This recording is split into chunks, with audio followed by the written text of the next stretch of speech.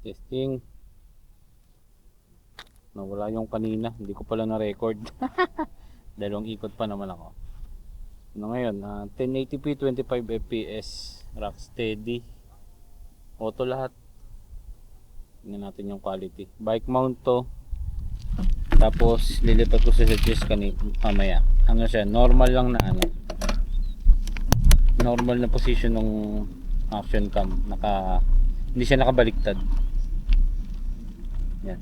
Nakita nyo na. Pipiliin ko na tong ano na to, settings na to para hindi masyadong mabigat sa memory. 1080p lang. Tapos 25 fps lang din. Para madali siyang ipasok sa ano, social media. Mga pala, nawala tunog ng bike ko.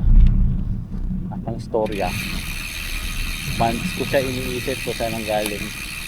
Bottom bracket, headset, lahat. Ayun, ang rason, nakakatawa.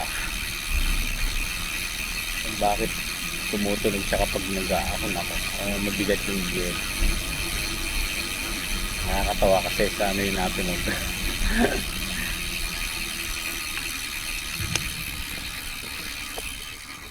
Ano yung natunog?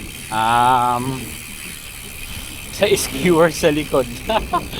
Wala na siyang ano, maano na siya, wala siyang grasa, ginagrasahan din yun. Yun, 4 months, yun pa lang ang rason. Lilipat ko to sa ano, yes.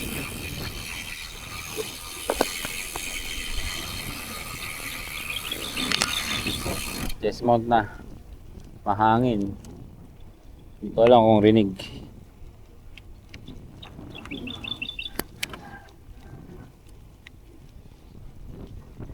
Okay to, dito na. Gora na ako dito sa setup na to. Pangit yung kakalabasan. Ano naman ako, mag-YouTube base ako sa pag-upload. At saka na lang ako mag-a-adjust.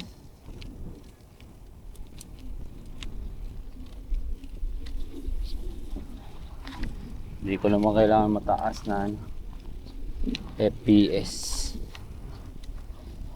Pang slow motion lang yan. 25 lang tayo. Pwede lahat.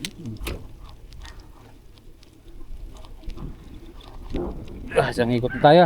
800 liters nga pala tong Golden Heavens ang ikot. Mas malaki siya sa normal na oval.